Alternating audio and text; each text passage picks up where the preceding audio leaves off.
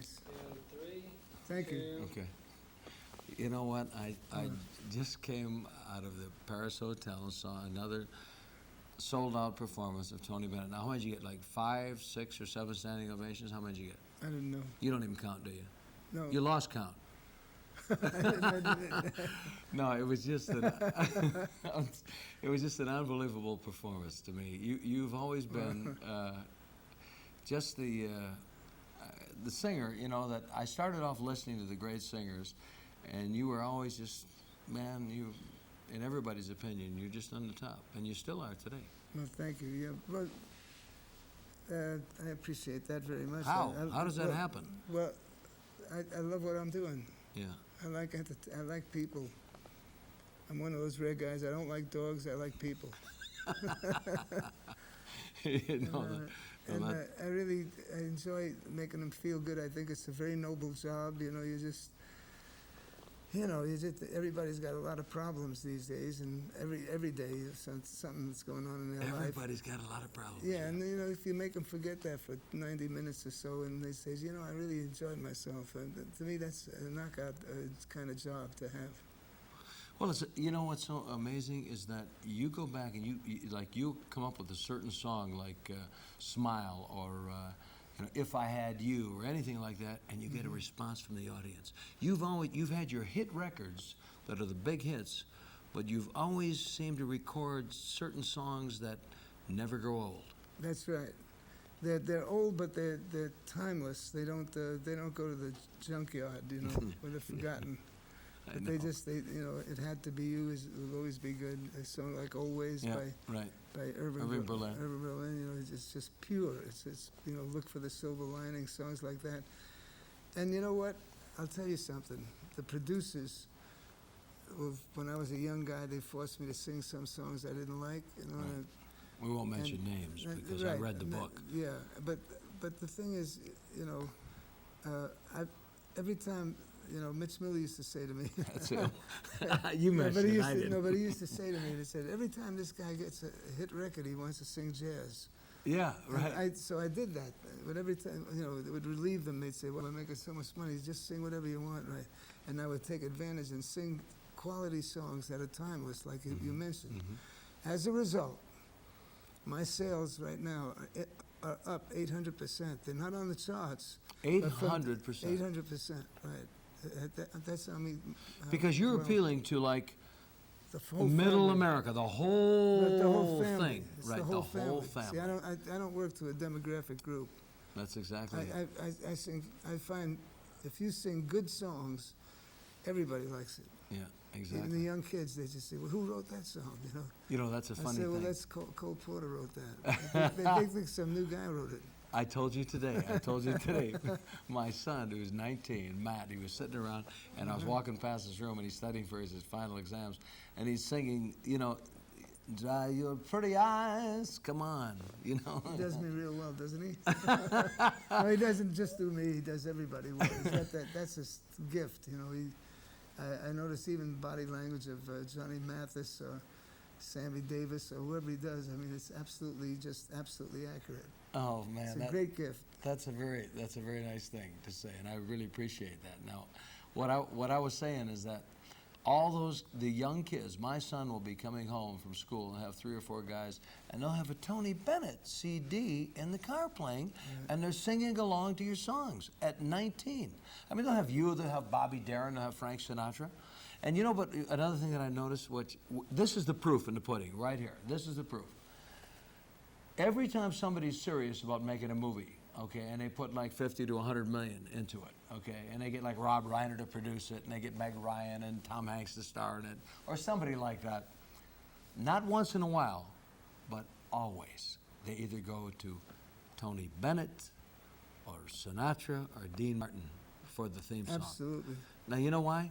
That's because you guys are the heart and soul of America. The songs that you sing, you make them as fresh and new today as when they were written 50 to 100 years ago. Yeah. Isn't that weird? It's funny that you mentioned that, but you know, Victor Herbert, 2 years before I was born, you know, 1924, he wrote a song called "Indian Summer." Oh, I love And it, I'm, man. I'm telling you, I love it. now that was written in 1924. How Yeah. come it still sounds more modern than anything around? It's all, you know, it's, if something's good, it's always going to be good. You're not going to change it. You know, if What do you take sing a it song, in? What do you you sing take it a in? song like "All the Things You Are," Oh Jerome my Kern, God! right? You can't beat it. No, you can't. It's just the best song ever written, you know. So if you sing that, I learned this at the Paramount Theater. We used to do a very inhuman thing. They had the performers doing 7 shows a day. That is Every day, unhuman. 10:30 in the morning up to 10:30 at night. And I was there with Louis Prima and Keely Smith. And the 2 managers of the Paramount Theater, they said, don't sing to one group. In the morning you have your teenagers, in the afternoon you have your senior citizens, at night you have your young lovers and married couples. So sing great songs, sing songs that everybody will like. So if you come out singing a song as great as, let's say, Without a Song, Right. That's a good one. you can't go wrong. You can't go wrong. Everybody No. likes that. You know, I know. So why not, if you're going to entertain people, why sing, if you don't like it, if you like it, and the audience doesn't like it, what are you doing it for? No, I agree with you. But see, you are a classic guy because even among the kids like my son's age or the old, the middle age, the whole thing, when I go out and I do an impression, the biggest request that I get is, you know, do Tony Bennett. You know, like, that's the thing. You know, that's the thing. I go to the karaoke bars, we do the whole thing. I was telling you today, you turn the page, there's like 5 pages of Frank Sinatra and Tony Bennett songs. I mean, that's a testament to how much people love what you do. It's amazing. So they'll say, dude, I get up there and I you know, and I turn into, you know, Tony Bennett, and it's like, you know, it's just one of those you get things. it right away. But it's a real treat, and my pleasure. It's a great thrill to me to actually do people like you. Sammy Davis was a great Absolutely. Yeah. singer and performer. Right. You know, Yeah. I mean, certainly Sinatra. So was Dean.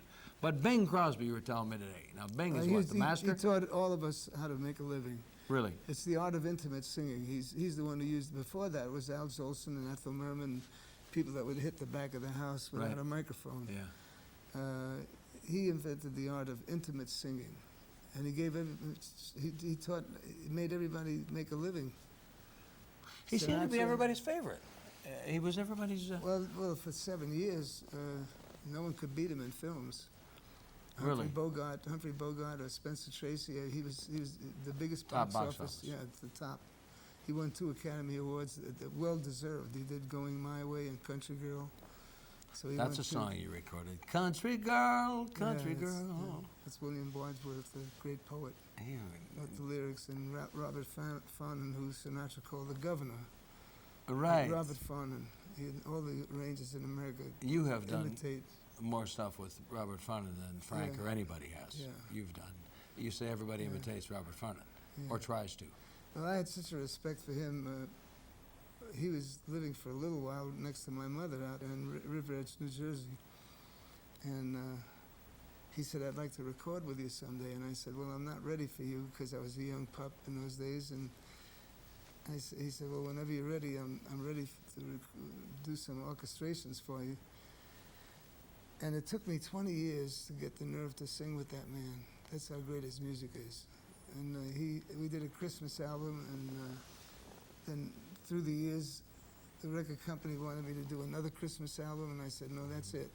And it's always been that one album. And every year when Yeah. Christmas comes, we look forward to that Christmas album, Yeah. man. That's one of the prettiest. That's Farnon. He's That's just one a of the master. prettiest Yeah. things of all time. You know, Tony, Sinatra used to call him the governor. You know, it's a British expression, slang yeah, expression. like he's the top. Yeah, he's the top. He said, that's the governor. Isn't that amazing? Even though Frank worked with, you know, Gordon Jenkins and Nelson Riddle and Axel Stardahl and Billy May and Costa and these guys, but he would call well, Robert Don Farnon. Costa, yeah. You know, Costa was unbelievable. Costa You did a learned lot from of stuff. Farnon. You know, Really? Yeah.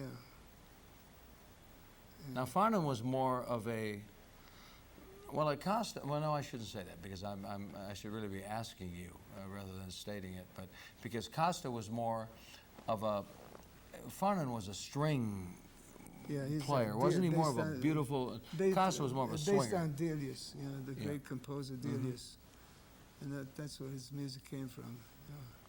He's influenced by Delius. You know, you are like an encyclopedia of information. I could sit and talk with you Mel for. Torme is an No. encyclopedia. He is. Is it? Wasn't he He something? was. He was. He knew more about jazz than anybody. About everything. Yeah. Everything. Yeah. As an actor, he would know everything. I know. I sat and talked with him a couple of times. That was it was a treat. We'd go to that But bar. see, what you're really talking about is an era that was the golden age. You see, it's just like the Impressionist painters in France. You know, there's a lot of modern art and everything, but everybody still sees a Monet or a Van Gogh, and they go, "Wow, look at that painting!" You know, Right. it never goes out of style, and that's the popular music of the 30s and 40s. It was a golden era. You know, you had Cole Porter, who was top of the line. You had Gershwin, Jerome Kern, Irving Berlin, but- Harold Owen. You know, Johnny Mercer. And you said at the same time. I know. Well, you know, he had Yip Harburg, who Harold Owen was the greatest lyric writer that ever lived, you know. Sammy Cahn wasn't bad either. Sammy Cahn was the best. Yeah. But you know what you had during that period, though? You had the golden era, because it wasn't only that you had the composers, you had the most brilliant arrangers, and you had the singers. Yeah, That was the thing. It was that combination of things, you know, that happened. I know. You know, and that's what made that golden age of music. And you know, unfortunately, and it'll never be, you know, it'll never be that way again. I don't think. I'm not saying it won't be good again, but it'll never be that period. I want to tell you something. Right. That's a treasure chest. There's still a lot of songs that haven't been recorded yet. You haven't done them all? I'm trying to tell you, there's a lot more. Well, you've done a lot of But them. in other words, they asked Yip Harburg once. They said, "What defines a good song?" He said, when the music hits you emotionally and the words hit you intellectually, he says it's almost guaranteed that you have a hell of a good song on your hands. And that's the secret. You have to go gravitate. See, I have a theory that you should never insult the audience. You should never think of them as someone below you. Condescending. You should never. I don't like producers who think, well, they're morons, you know, so let's just tell them what they're going to buy and market them and all that. I'm against that. If you're in front of an audience, the better the songs that I sing. If I sing Kurt Weill's "Speak Low," "All the Things You Are" by Jerome Kern, how come the public loves it? If they're such morons. And they're so hip. The tunes are so hip. So hiply written. They're very well written. That's my point. Yeah, You know, they'll go with whatever you feed them. Now, if you're going to feed them, treat them like idiots. You know, it's fleeting. It's incorrect. It angers me actually privately because how dare you do that to an audience? Well, Look, they have to get dressed up. They have to get babysitters. A lot of them have to save up for months and months to come to Vegas. Right? Especially today, right? Now, well, how dare you come out and treat them like they're morons? Yeah. They should get out of show business, those people. No, They said they're not doing the right thing. And I'm talking mostly about the producers. They shouldn't be doing that to the audience. Well, that's what they're doing today. And I don't, you know what I think is weird too is I don't think they have the artists to choose from that they had before. That's something. Well, the other material. the artists, It's like, a different scene. like you said, like before, you know, I mean, they had vaudeville, so you could learn from the audience what to do and what not to do. So today, for Nowhere to young work. people, there's no way to work. You know? There's nowhere to work. There's nowhere to clubs. No way to learn right. your mistakes and learn what to leave out. And Exactly. To work in front of an audience. We could go Yes. into places. I remember in Detroit, you could go in and on a weekend, there may be 300 clubs where there would be at least a piano bar or a trio.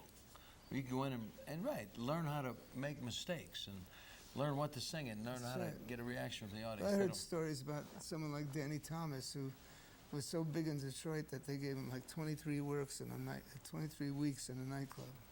the Elmwood Casino. And you know, that's how you learn. Yeah. Just from being in front of audiences all the time. Young performers don't have that They luxury. don't have it anymore to do.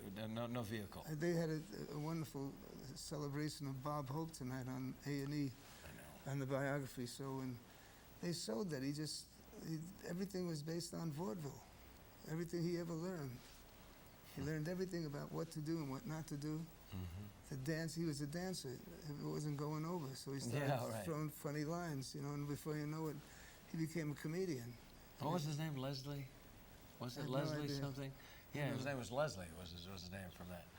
He sounded like a dancer. He sounded like, you know. You know what? But Tony, I'm going to keep doing you because you're the best. And, I appreciate that. And I really do. And you know what I take an impression on, like yourself. You know, I really try, and it's a weird thing. I'm really fortunate that I got to know you guys a little bit. You know, to get to be friends with you performers. That I don't really try to. I just try to like assume your personality if it's possible, because what I do in an impression is a sincere tribute of respect to you guys. Because I think that's great. But there is this cliche that, and it's actually accurate. That says, whenever someone does an impression of you, you're famous. You know, it's really a great compliment to, have someone do that. I know. Well, you are famous, you know. Yeah. You know. You just told me. Tony. Okay.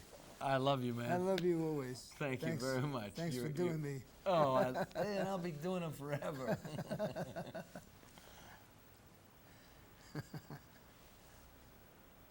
All right. You know what? I could have gone on forever, but I know that No, you that were. was